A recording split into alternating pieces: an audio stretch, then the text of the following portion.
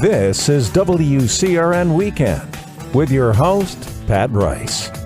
Welcome to the show. Today's topic is social media.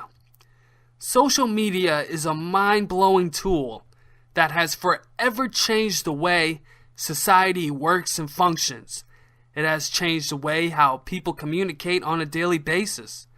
It has changed the way how people see other people, because most of the time we are now viewing other people's lives through a social media platform, whether it has to do with pictures, videos, or what they call statuses, which are basically the original away message that was on AOL Instant Messaging, which was one of the first instant messaging platforms. It goes way back, and there's several different versions of these things, but they're almost always the same thing. Really. MySpace is like Facebook, Facebook is like MySpace, and Twitter, I mean, come on, who really uses Twitter except Donald Trump? But social media is still very relevantly new, both within the past decade that it's been around. It has now become part of our daily lives, and it's almost 24/7. It's non-stop. People get their news through social media, discover new things on social media, whether it has to be about a band that they just found, or they just found out that their next door neighbor is getting married, but they haven't talked to their next door neighbor for the past 10 years. But for whatever reason, they're still friends with them on Facebook and occasionally take a sneak peek into their lives every once in a while. Social media has so many pros and cons that it becomes overwhelming.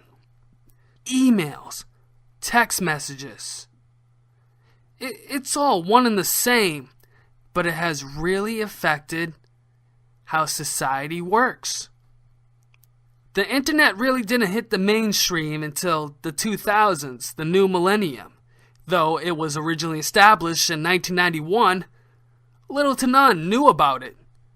The internet was still very unknown, and if you really want to go way back, it wasn't until 1981 where researchers were beginning to put together the network of networks.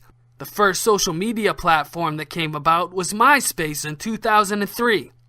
It was the first original social media platform where users could upload profile pictures, put a little summary about their lives, and give out more than personal information than a person might usually want to put out there for strangers to see. But now we do that on a daily basis. We look at Facebook, we put our occupation, we put our town, we put in our relationship and who our spouse is. So all your friends on your contact list can keep up to date with you and see what you've been doing. Some of the pros of social media are being able to connect with people all over the world. Whether the person's in South America, Europe, Russia, Asia, Antarctica, it doesn't matter. If they have internet connection and a profile on one of these platforms, you can connect with them. You can even send money to them. And that's when hackers get into the picture, and you got the people trying to pull that Nigerian prince scam. And for those who aren't familiar with the Nigerian prince scam, it's where hackers, usually from different countries, will send you an email fronting as someone in a hierarchy that their father, who was a king, or their mother, who was a queen, just recently passed away and left them a fortune. But for whatever reason, they want to send you their fortune to you. I mean, who would really do that? I mean, if I was left with a fortune, last thing I think I'm going to do is hop onto Google and send some random Joe Smo an email and be like, hey, I'm going to wire you $1 million. Well, this does happen, but they always ask for some personal information or ask you to wire half of the money over, and then they claim that you'll get your money back once they receive it and send you their millions, which is a complete lie. Well, anyways, I'm going off topic. The pros about the internet is that you can promote and market your business. and it's a wonderful tool for independent businesses. I highly recommend social media and the internet if you want to start and create and form your own upcoming business. It's an easy way to connect with future consumers and your present consumers as well. People all over the world can discover your product, and before you know it, you can be raking in bank if you do it well.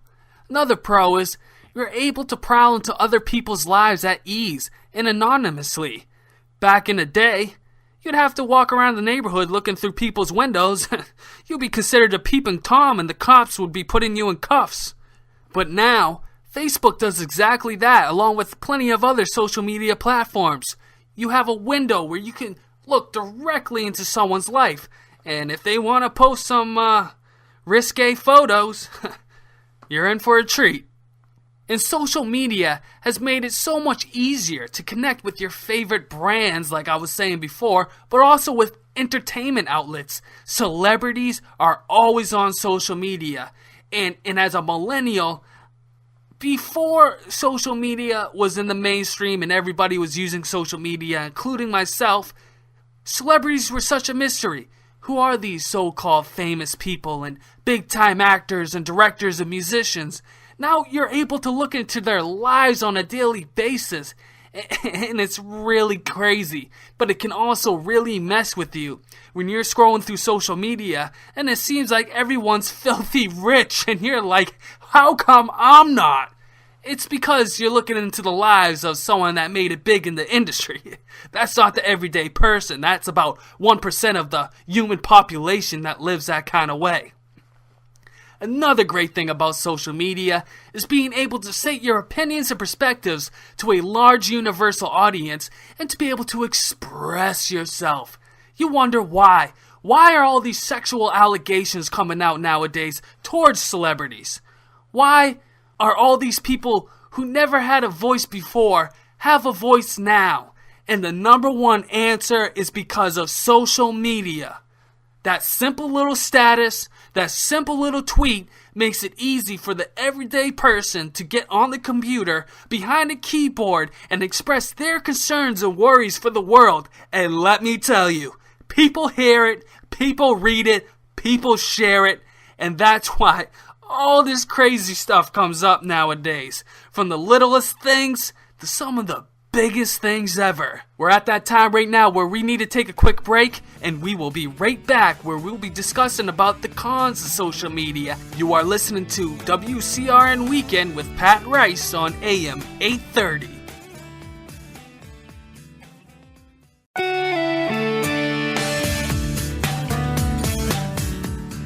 Welcome to WCRN Weekend and your host, Pat Rice. Welcome back. On our previous segment, we were talking about the introduction to social media, some of the pros and what you can do with social media and what can come out of it. On this segment, we're going to be discussing some of the cons of social media. Now, everyone is on social media nowadays, including myself, probably you as well, along with your grandmother and parents. And maybe those are some people that you don't want on social media, depending what kind of material you're putting out there, or you just don't want grandma commenting on your Facebook feed every single day, and you're 21 years old, and you just want to look cool posting pictures of you with your boys drinking beers. Well, I know from a professional standpoint, that isn't always the best decision, though everyone does that. Not everyone, but a lot of people do that. And believe it or not, people will judge you if they always see you with a drink in your hand on social media. You might just think to yourself, is that person a raging alcoholic? I mean, every single day I see them posting on Instagram and Facebook with a Jack and Coke in their hand. This guy must be getting hammered all around the clock. You just think, does their employer see this? You don't know who is seeing your profile or who has gotten in to see your profile pictures, or maybe your hidden pictures with your friends on a Friday night. You just don't know. In this day and time, in this era, the new millennium, us millennials are literally like celebrities. That's why celebrities and now the everyday Joe, they're equal.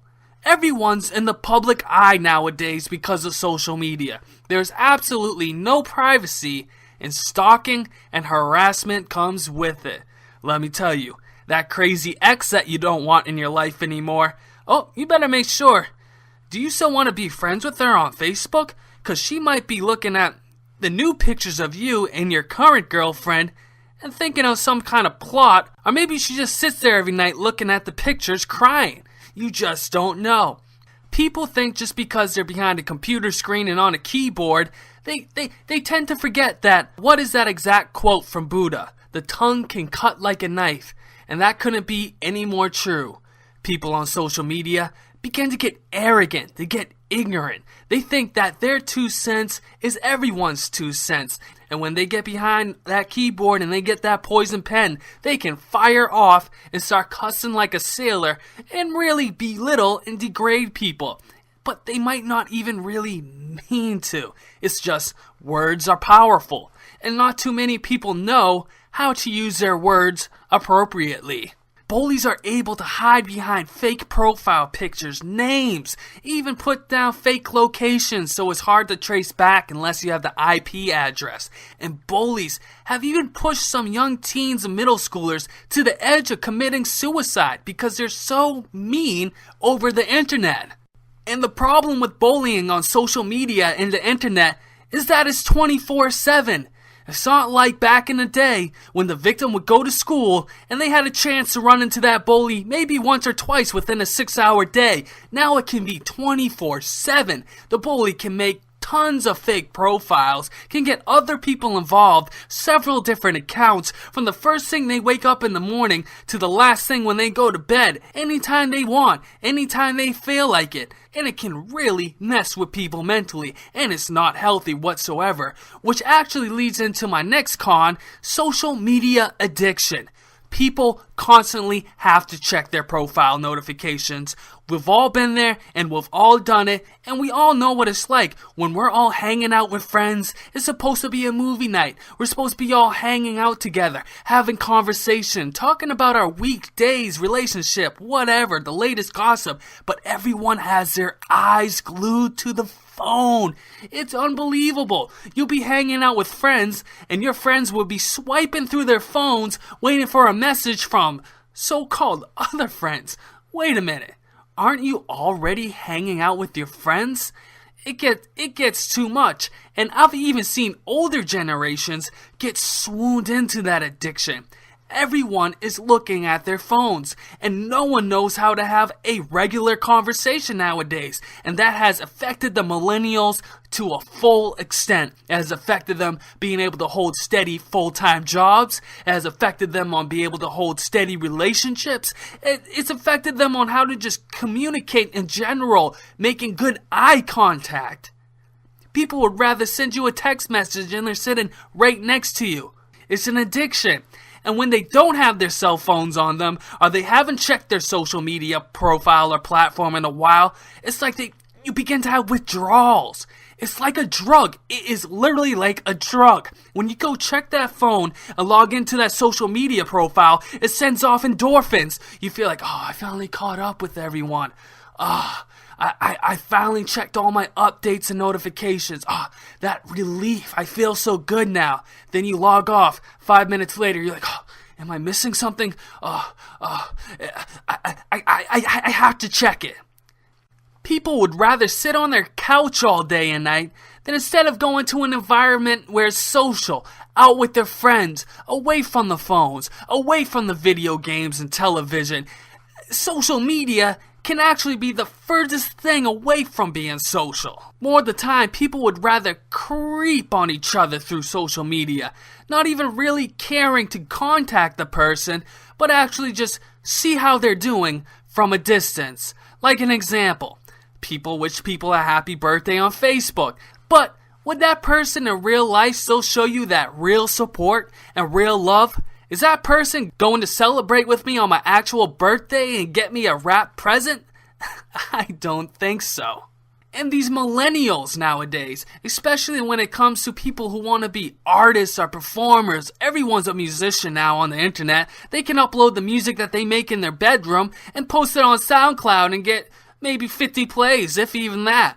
And people begin to put likes and comments over a paycheck, views over an actual job.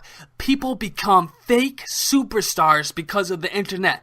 Hey, listen, I give people all the support and props for going out and chasing after their dreams. But buddy, if it's not paying the bills and you're still living at home in dad's basement, you gotta come up with another plan. You can't just be a hip-hop artist your whole life or think that you're a hip-hop artist. This creates a fake identity for many people, which actually leads me into my next segment, which we will be talking about people who create fake identities through the internet to trap others in certain situations.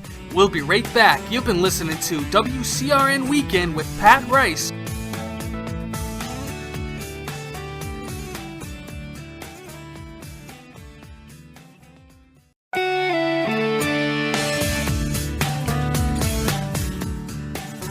You're listening to WCRN Weekend.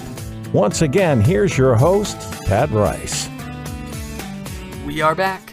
On our last segment, we were discussing some of the cons of social media, how there is hardly any privacy when you put your life out there on social media, how bullying can occur out on social media and make it even worse for the victims, and how likes and comments can create a false feeling of superstardom, and how people can create fake identities through social media, and social media addiction, constantly having to check your profile notifications and always being glued to your cell phone.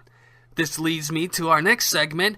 Online dating has been a new phenomenon that's been around for just a little while, with sites like eHarmony, Match.com, Plenty of Fish, and plenty of other sites where you can possibly find your potential future spouse. And for many, they live happily ever after. And some had some nightmare experiences. The pros of online dating are, it's easy for those who are shy and have trouble mingling at the bar scene. And trust me, I don't think the bar is the best place to find your future spouse. Any woman that threw themselves at me at the bar were already too many cocktails deep, and they got around. So you know what can come with that, an STD and a quick trip to the doctor's office. But the pros of online dating takes that drama all out of it. It fishes out all the potential partners, lists the commons, and calculates your matches. It's good for those who have busy schedules and can't get into the real-life dating scene, as that can be tiring, having to go out, dress up, look and be your best to really impress. Online dating can also save time, and you can communicate and connect with people from all over the world, which can make things a little bit even more complicated and interesting. Maybe you want to date someone that's out of this country, or maybe you have a certain preference, but it's all about connecting with that individual at the end of the day. But there are many horror stories to online dating. We've all heard about that Craigslist story where so-and-so goes to meet up with a date and they run into some complete creep, or maybe someone that is extremely dangerous, like the Craigslist killer. The cons of online dating are that, as usual, like any other social media platform, people can create fake or misleading profiles. People can edit their photos and hold several relationships at once. Constant online daters and swipers can begin to treat dating more as a game and begin to see humans as objects. And that reminds me of the application Tinder, which is an app that you download for your cell phone, where an individual can swipe through hundreds, if not thousands, of men and women, depending on their location, to see if they can make a match with anyone in the local area. And trust me, I have seen guys swipe their nights away, and I have seen them swipe through thousands and thousands of women, and they're not even looking through their profiles. They're just taking a quick peek at their profile pic, and if they're considered hot, they're swiping yes on them. Even if they're not, they're just swiping to run into a possible hookup victim. And that's when online dating changes the game, and humans become more as inanimate objects. Another con of online dating is that people can be catfished. And catfishing is when someone portrays himself as a different individual and they can fabricate on their life stories, fake profile pictures, and much more. And they create a relationship with their potential partner that they fiend for. The reason why a person catfishes is because they have their own personal and insecurity issues themselves. Catfishing can really confuse the other person on the receiving end, and it can really hurt someone's feelings. And most of the time, it usually never works out. It deceives the other party in thinking that the person that they've been communicating to is really some other completely different individual. Another thing about online dating that could be considered a con is that if you are shy and have trouble communicating with people in person, what makes you think that when it's time to meet up with someone that you've been chatting with online, everything is going to go nice and smooth? But this is the world that we live in nowadays, and we seem to be immune to it. Let's go back to the first instant messaging platform, AOL Instant Messenger, where when someone logged on, you would hear the sound effect of a door opening. When someone logged off, you would hear the sound effect of a door closing. And everything seemed to be much more anonymous. We had screen names. Now, it seems like social media has gotten so much more personal, asking for your full name, date of birth, where you live, your relationship status, where you work, your interests, what you like. And social media like Facebook and Google, they all use this information to use target marketing. So the next time you log in, you see ads that are directed towards your interests. Believe it or not, these social media apps know a lot more about you than you really think they do. And that leaves us to question, what is the future of social media? Polls have shown that people want to be more connected with their friends and family instead of celebrities and news 24/7. And some polls also show that social media use can lead to depression, and it even has led some people to suicide. And if you ever feel that way, please reach out to someone. Social media is not worth taking your own life. And keeping up with the Joneses on the social media isn't worth your time. Too many people create this superficial, unreal competition between themselves and others through social media just because they see someone posting all the good things about their lives on social media.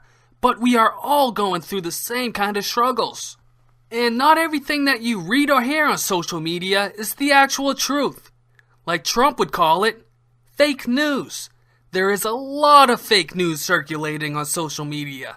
Technology and computers are already taking over the job force.